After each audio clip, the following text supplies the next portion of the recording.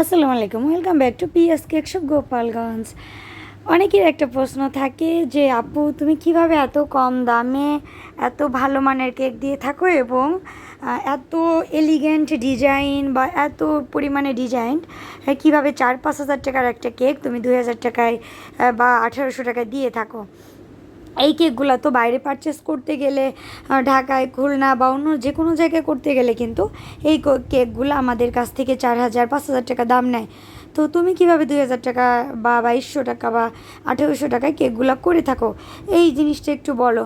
আর client নেওয়ার পর মাশাল্লাহ এত ভালো ভালো রিভিউ দেয়, আসলে মনটা ভরে যায়। আজকে তাদের উদ্দেশ্যে বলতেছি যে আমি কিভাবে করে থাকি। দেখেন, যখন আমি এই জিনিসটা জানি যে আমি আমার নিজের পায়ে কুড়াল দিচ্ছি বা আমি আমার বিজনেস থেকে মানে টোটালি এইসব ফন্ডেন্টে কাজ করতে গেলে মনে হয় যে আমি টোটালি প্রফিটে কোনো নিচ্ছি না। কারণ দেখেন, এইখানে এই কেকটা ছিল 4 পাউন্ডের কেকটা ছিল। তো 4 পাউন্ড কেকটা থাকার পরে 450 করে যদি ভ্যানিলা হয়, আর এইখানে যে পরিমাণ ফন্ডেন্টের কাজ ছিল বা যে পরিমাণ পিকচার ছিল, তো এই কাজগুলা কিন্তু আমার 4 ঘন্টা সময় লাগছে এই কাজগুলো করতে। তো কেকটা রেডি করে রাখছি, দেন কেকটা এমনি বড় কেকে একটু সময় বেশি লাগে। কেকগুলো সেট করে আমি ফ্রিজে রেখে তারপর কিন্তু আমার ফন্ডেন্টের কাজগুলো বসে বসে করতে হয়েছে। তো আমার যে এই 4 ঘন্টায় কিন্তু আমি আরও 4টা কেক করতে পারতাম, আমি কিন্তু সেটা করতে পারলাম না। আমি শুধু এই একটা কেকের পিছনে প্রায় 5 ঘন্টার উপরে সময় দিয়েছি। তো আমি যে এত পরিমাণে সময় দিলাম, আমার যে একটা কস্টিং চার্জ আছে, আমি কিন্তু কাস্টমারের থেকে এই চার্জটা কখনোই নেই না। শুধু ফন্ডেন্টের যে খরচটা হয়েছে বা এখানে পিকচার অ্যাড করতে যে খরচটা হয়েছে, জাস্ট ওটা।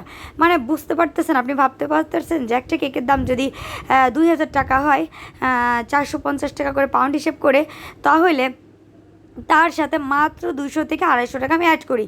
তো যেটা কি না আমি জিরো প্রফিটে, যে মানে আমি বলে বোঝাতে পারবো না। 4-5 ঘন্টা কাজ করে আমি একটা টাকাও আমি কিন্তু এখানে মজুরি নিচ্ছি না। তো আমি এরপরে আবার ক্লায়েন্ট করে কি, আসা যাওয়ার ভাড়া নিয়ে, মানে ডেলিভারি চার্জ নিয়ে খুবই হ্যাসেল করে। এই সব কেকগুলো কিন্তু কখনোই হেঁটে নিয়ে দিয়ে আসা যায় না বা সাইকেলে দেওয়া আসা যায় না। এইসব কেকগুলো কিন্তু শহরের ভিতর হলে অবশ্যই রিক্সা করে যেতে হয়। আর আমি যখন ক্লায়েন্টের বাসা, আমার বাসা থেকে রিক্সায় যাব, 60 টাকা আমার যেতে লাগে, আসতে 60 টাকা, 60 120 টাকা। এই জিনিসটা কিন্তু ক্লায়েন্ট আমাকে দিচ্ছে না, মাত্র 50 টাকার ভিতরে দিচ্ছে। তো এই জন্য আমি আজকে থেকে একটা বড় রকমের একটা সিদ্ধান্ত নিতে চলেছি যে আমাদের গোপালগঞ্জ শহরের ভিতর কিন্তু আমি ডেলিভারি চার্জটা বাড়াচ্ছি।